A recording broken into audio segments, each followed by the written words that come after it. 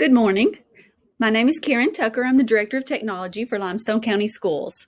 I wanted to get with you this morning and tell you a few things about the IT department that I think will help you in your endeavor of your teaching career here at Limestone County Schools. I want to tell you who your technical support people are. I want to tell you a little bit about Google Suite, a little bit about the highlights on the mandatory training that you're being requested to do. Chromebook Bookmarks is a very helpful tool that we feel like will help you. And which Wi-Fi should you use? At each school, we have technical specialists.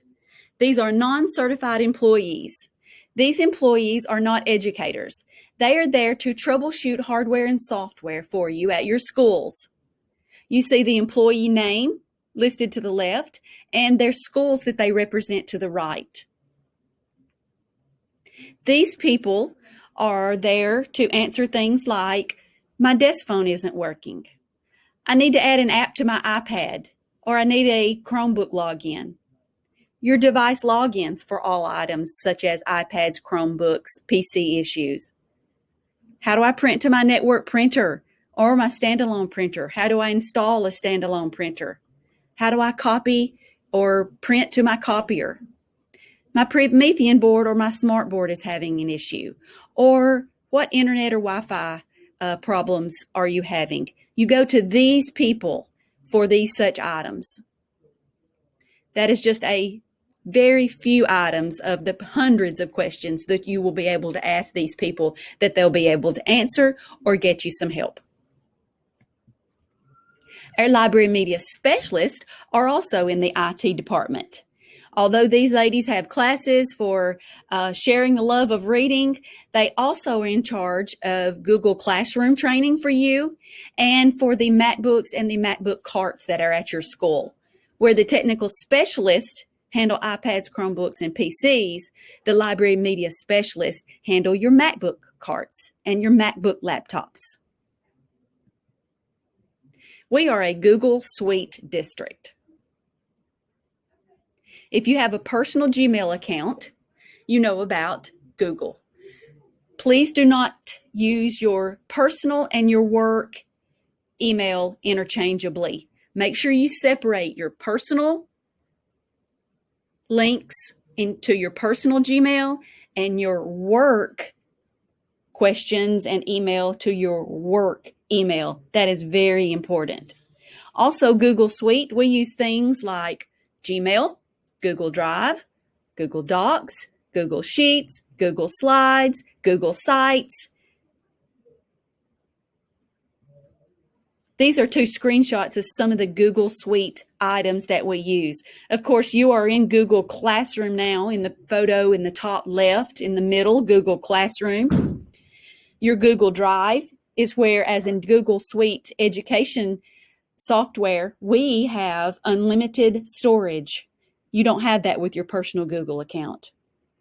We use Google Docs, Google Calendar. All of these items are collaborative tools that we use as a district. In the lower right-hand corner, that screenshot, you will find that we use a lot of forms, and we may start a Google Hangout. But in the lower left-hand corner of that, Google Keep, you have this option, and I use Google Keep as a organizational tool. It has to-do lists that is very helpful in my daily tasks. A little bit about mandatory training that you may or may not have already started.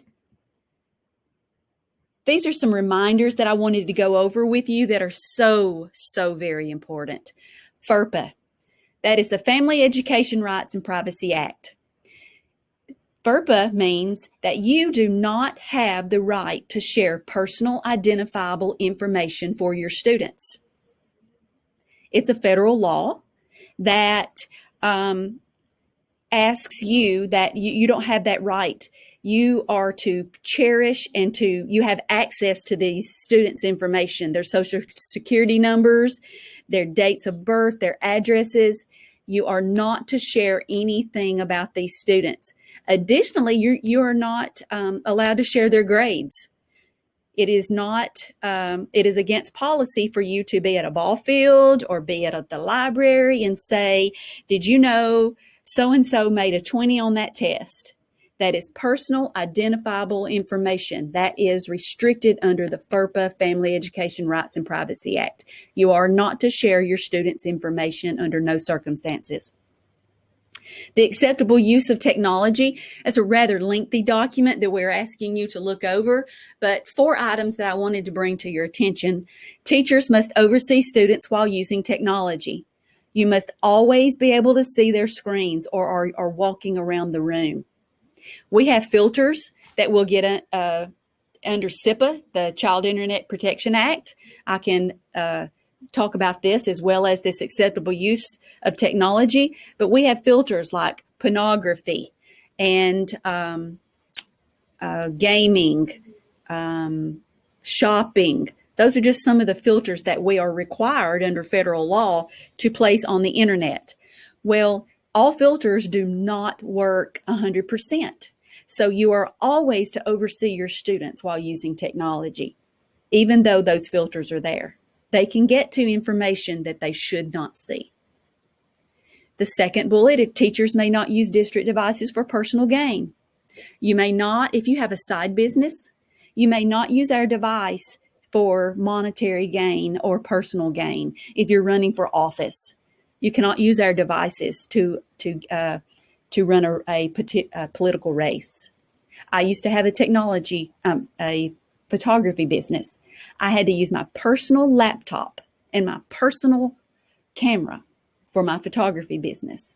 I have access to both in my job, a camera and a district device, but I cannot have any personal gain using district devices. I had to use my own personal devices. All email and documents are subject to review. The devices we give you and the software that we provide you are not your possessions. You do not own them. Do not take that for granted. At any time, we can look at any of your devices or any of your email and to review them. Please understand that they are not restricted where we cannot see them.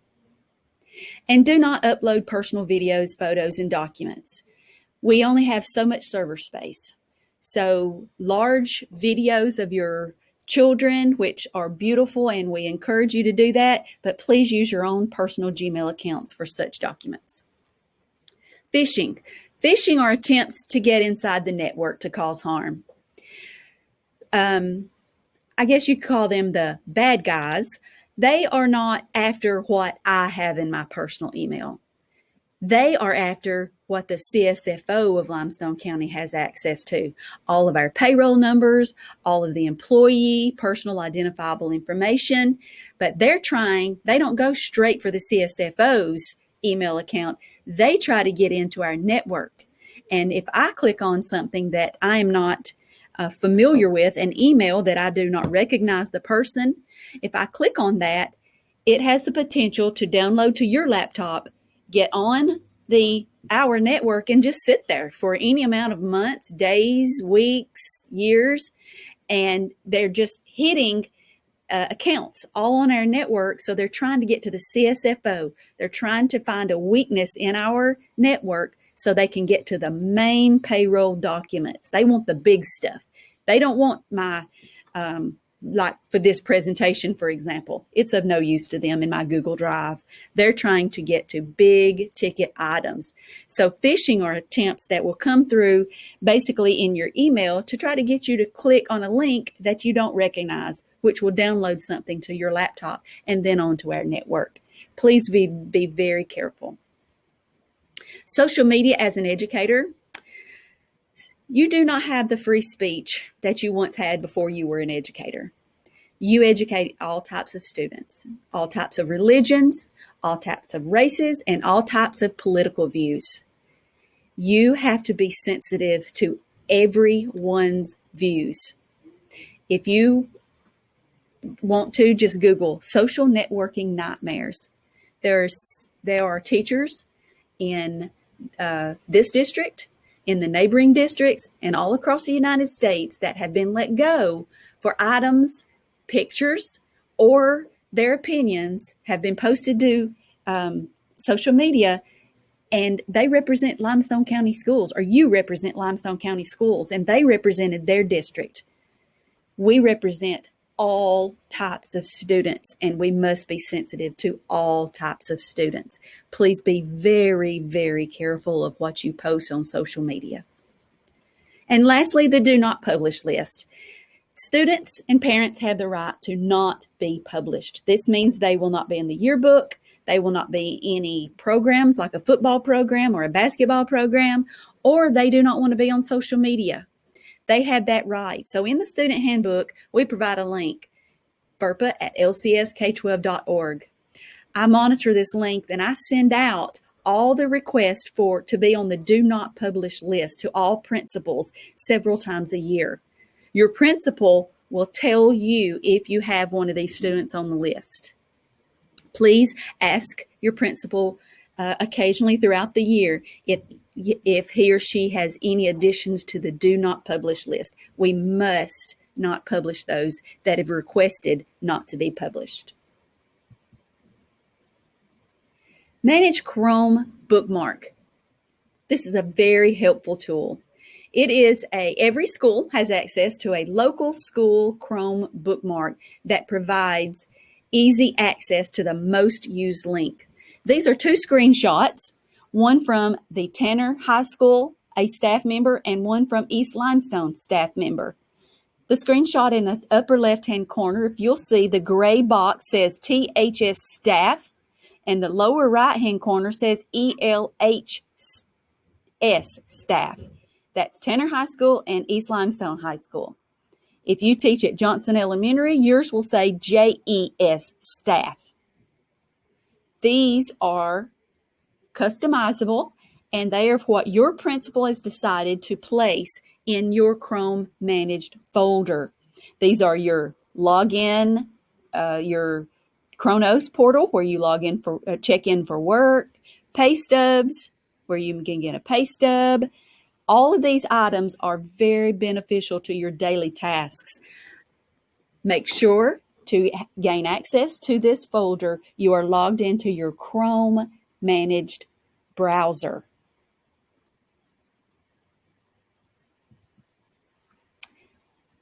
One of the first questions we get as new teachers from our new teachers is, what Wi-Fi do I use? Well, we have LCS internal, LCS students, and AV only are three that are not for public use. Our technical specialist and our library media specialist have these passwords. The LCS internal is used for staff devices like district laptops. LCS student is used for Chromebooks, iPads, and student MacBooks. LCS guest is provided and used for guests that come into our buildings for presentations and substitute teachers. The library media specialist and the technical specialist receive these passwords every morning around 6 a.m. They're new every day. LCS BYOD is what you will use for your personal cell phones, and it's what students use for their personal cell phones. The password is We Are Limestone. AV only, this is used for our AV equipment like TVs, Apple TVs, 3D printers, and the like. Well, we want to welcome you to Limestone County Schools. We want to thank you for listening to this presentation and extend my email address, karen.tucker@lcsk12.org, to each of you. If you have any questions, I can steer you to the right person, or hopefully I can answer them myself. Thank you and have a nice day.